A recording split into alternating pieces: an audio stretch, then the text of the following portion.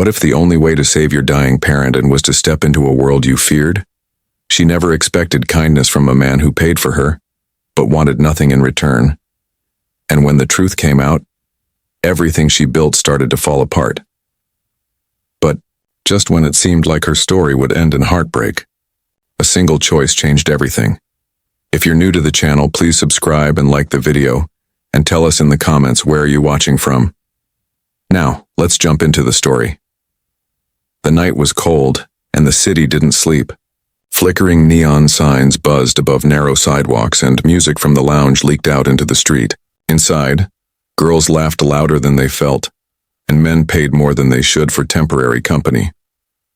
Marielle leaned against the back wall of the lounge, tying her long, dark hair into a low ponytail. Her heels hurt. Her head throbbed. Her mind, as always, was somewhere else, at the hospital beside her father's bed. "You're not on the list tonight, Marielle," said Mrs. Orla, the lounge manager, a sharp-eyed woman with a surprisingly kind heart. "But someone asked for someone. Quiet. Someone not fake." "I thought of you." Marielle blinked. "What does he want?" Mrs. Orla shrugged. "He didn't say, just left a card and paid double. A private ride is waiting outside." Marielle didn't ask more. She nodded and went to grab her coat. The money would help. Every coin helped. Her father's bills were rising faster than she could earn, and she had already sold her books, her laptop, even her class notes from nursing school. Those dreams had been paused, possibly forever. The black car outside was spotless, sleek like something out of a movie. The driver opened the door without a word. Marielle stepped inside, her heart heavy and uncertain.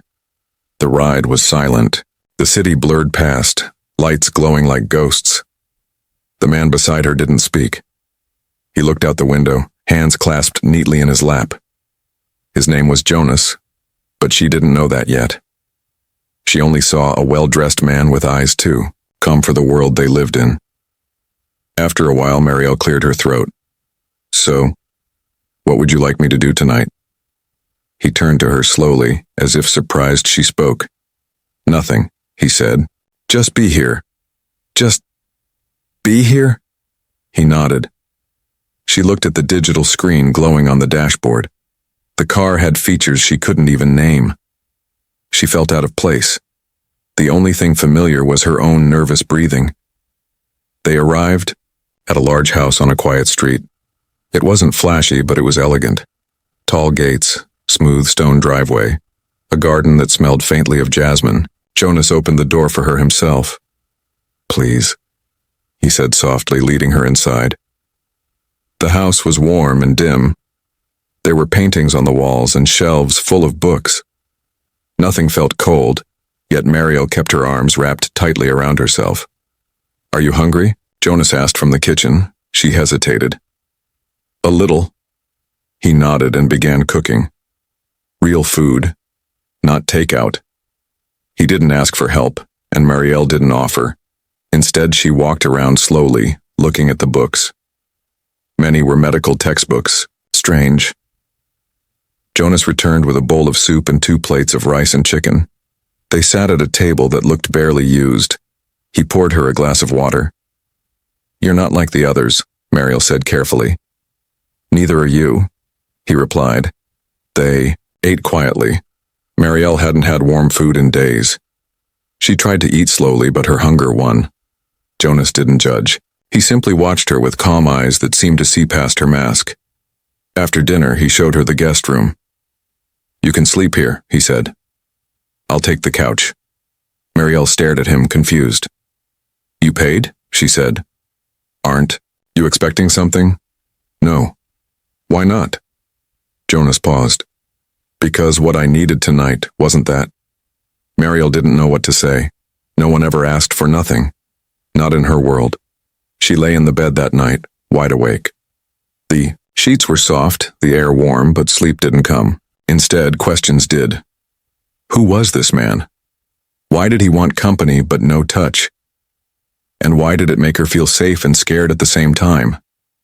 In the morning, there was breakfast on the table and a note. "Thank you for simply being here. I hope your father gets better. No name, no signature. Just the note and a small envelope. Inside it was enough money to cover 1 full week of hospital care.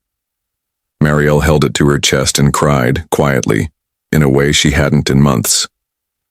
It wasn't the money. It was the kindness. Kindness without expectation. And that scared her more than anything else. Marielle didn't see Jonas for almost 2 weeks after that night. She thought maybe he was just a generous man passing through. Maybe he had already forgotten her. After all, people like him didn't usually stay around people like her. But then, one evening, as she wiped down the bar counter at the lounge, she saw him again, standing quietly by the entrance, hands in his coat pockets, eyes searching. "You came back?" she said, unable to hide her surprise. Jonas nodded. "May I sit?" "Of course," she said, stepping aside and motioning to a nearby stool. They didn't talk much. He just sat there watching the people around them with calm eyes. After a while, he asked, "How's your father?" "Still in the hospital," Marielle said, "but he's stable now. Thank you for helping." Jonas shook his head gently. "You don't have to thank me." She wanted to ask him why he did it, but something in his face told her not to push. Instead, she asked if he wanted something to drink. He asked for tea. No alcohol, just tea.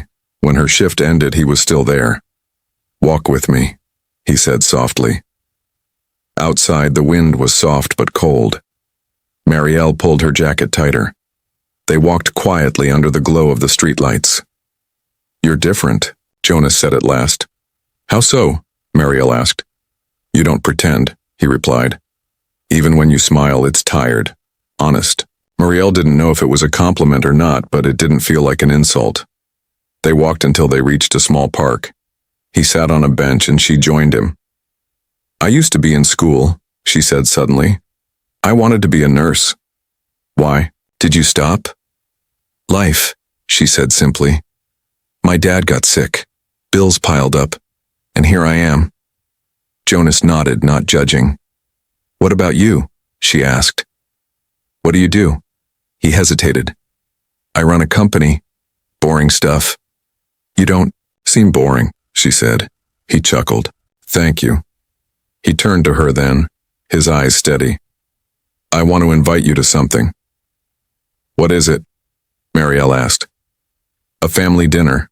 It's formal. You'd be my guest." "Why me?" "Because you're brave," he said. "And because I want them to meet someone real."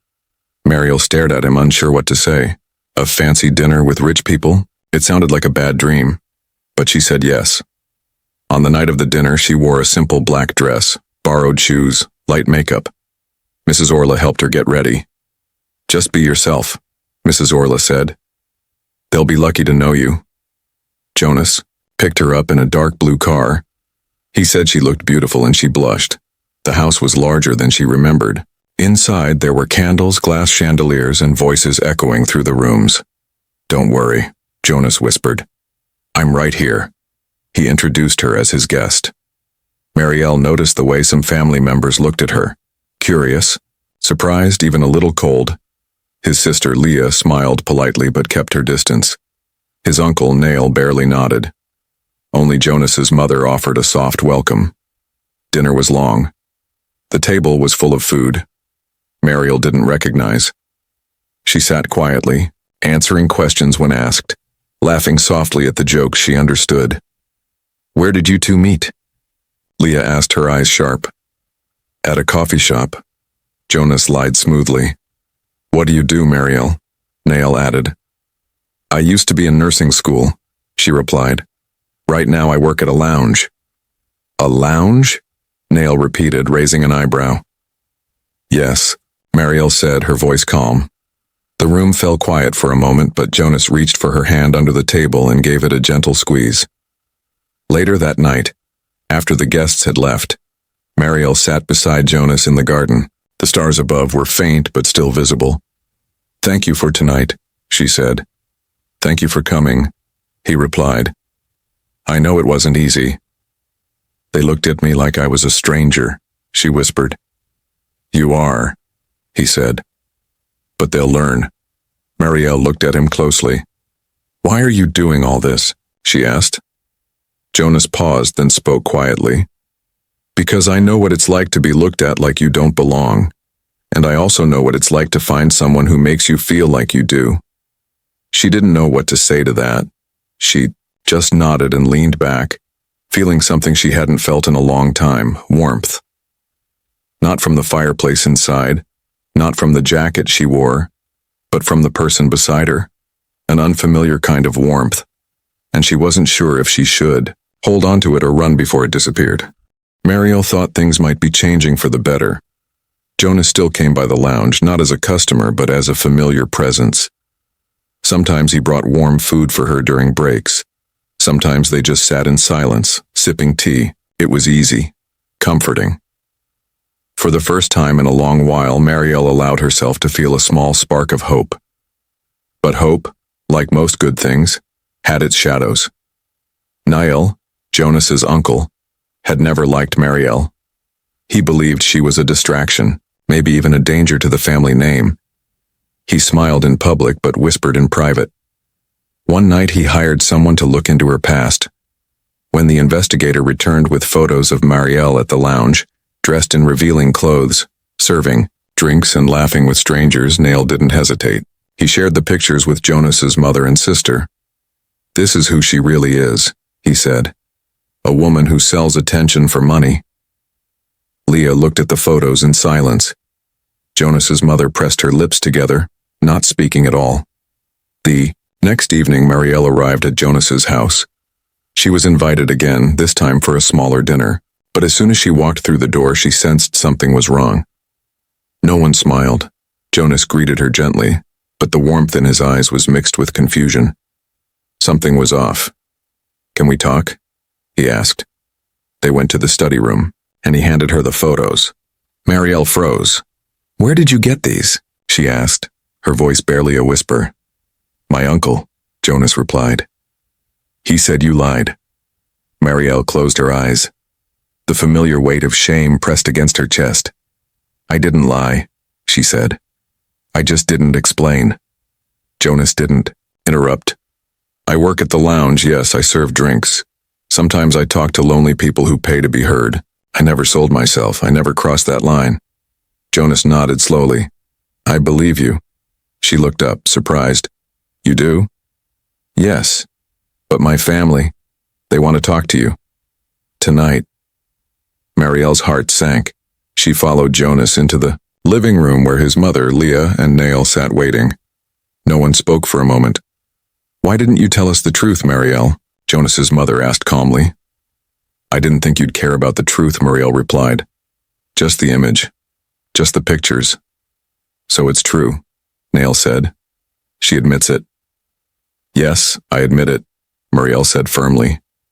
I work there because I need to. My father is still sick. The hospital bills keep rising. I gave up school, gave up everything just to keep him alive. Leah looked down. Even she couldn't deny the strength in Marielle's voice. If that makes me dirty in your eyes, so be it, Marielle added. But I never lied to Jonas. I never asked for his money or his attention. He came to me. Jonas reached for her hand, but she gently pulled away.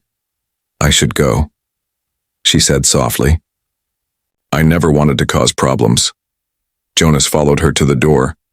Don't walk away. They don't want me here, Marielle said, and maybe they're right. She left without looking back. For days, Jonas tried to call her. She didn't answer. She couldn't. Her heart hurt too much, and she didn't want to be anyone's burden. She returned to the lounge, working longer hours, quieter than before. Mrs. Orla noticed the change but didn't ask. She simply offered support in her usual silent way. Then one night everything went wrong. A raid. Sirens blared, people screamed, girls ran in every direction. Marielle grabbed her small purse and tried to escape through the back door, but she slipped in the chaos. Someone caught her arm. She shouted, afraid it was a police officer. Let go of me. Marielle, it's me. She turned and saw Jonas. He wore a plain black coat and a badge around his neck. His company had partnered with the city for safe reform programs, and he had joined the raid to observe. He hadn't expected to find her here. Her eyes widened. Why are you here? I could ask the same, he said, breathless. Are you okay? Why do you care? She asked bitterly. You already know what I am. No, Jonas said. I know who you are. He helped her out of the crowd, pulling her towards safety. You still don't get it, he said once. They reached his car. I came here because I was worried. I didn't tell anyone what Nail showed me. I didn't share those photos. I would never shame you. But they did, Mariel whispered. Then let them, Jonas said. But I won't. Mariel looked at him. He wasn't perfect. He didn't promise magic or a fairy tale. But his eyes were steady, honest. And for the first time in a long while, she didn't feel like running. She just nodded, and Jonas smiled. Weeks passed since the night of the raid, and something in Marielle had shifted. She still worked at the lounge, but not with the same weight on her shoulders. She moved with more clarity, more confidence. The stares and whispers didn't sting as much. Something inside her had begun to heal. Jonas hadn't disappeared either. He didn't rush her or beg for attention. He simply showed up, sometimes just waiting in the car until her shift ended, other times handing her a warm drink without saying a word. He never asked for anything. He was just there. One morning, Mariel stood at the bathroom sink, brushing her hair when she felt lightheaded. She sat down slowly, her hands trembling. Something didn't feel right. 2 hours later, she stared at a small test strip in her hand. It had one word printed across it. Positive. At first, she didn't believe it. She read the instructions again. She blinked, hoping the result would change, but it didn't. She was pregnant. Her hands went cold. She thought of her father, of the bills, of the tiny apartment. She thought of Jonas. What would he say? That night, she didn't wait for him to visit the lounge. Instead, she called him. Can we talk? She asked quietly. They met at the same small park where they'd sat weeks before. The stars were hidden behind clouds now. I have something to tell you, Marielle said, avoiding his eyes. I'm listening, Jonas replied. I'm pregnant. Jonas froze for a second, then he asked, Are you sure? She nodded. I took 2 tests, it's real. He stepped back, running a hand through his hair. She prepared herself for the worst. But then he smiled. Thank you, he said. This is like unexpected. But thank you. She stared at him, confused. You're not upset? I'm scared, he admitted. But not upset. I've wanted a real reason to build something that lasts. Now I have one. You don't have to stay, she said quickly. I'm not asking you to be a hero. I'm not staying because I have to, Jonas said. I'm staying because I want to. A week later, he proposed. No big crowd. No expensive dinner. Just the 2 of them in his quiet kitchen. Marielle wore slippers and an oversized shirt. Jonas had a simple ring in his palm. Marielle, he said, I know the world hasn't been kind to you, but I want to be. I want to wake up beside you, raise our child with you, and build something real. Not perfect, just honest. She didn't cry. She just nodded and whispered, Yes. Soon they moved into a small place together. Not as fancy as Jonas's family home, but cozy and full of light. Marielle returned to her studies part-time. Jonas worked fewer hours to support her. Sometimes she woke up in the middle of the night afraid she didn't belong in this life. Jonas would wrap his arms around her and say, You do. You always did. They told Jonas's family about the pregnancy and their plans. The reaction was mixed. Neil was cold, Leah was quiet, but Jonas's mother surprised them. Come for dinner, she said. You're family now. At the dinner table, Marielle was nervous. But Jonas's mother reached across the table and took her hand. You've changed my son, she said softly, and I can see that you love him. That's enough for me. Neil stood and left the table. No one stopped him. Months passed. Mariel's belly grew. Jonas read baby books aloud at night. He painted the nursery walls pale yellow and placed sticky notes everywhere, reminding her to drink water and rest. One morning, Mariel opened the fridge and found a note taped to a carton of milk. "Drink me," it said.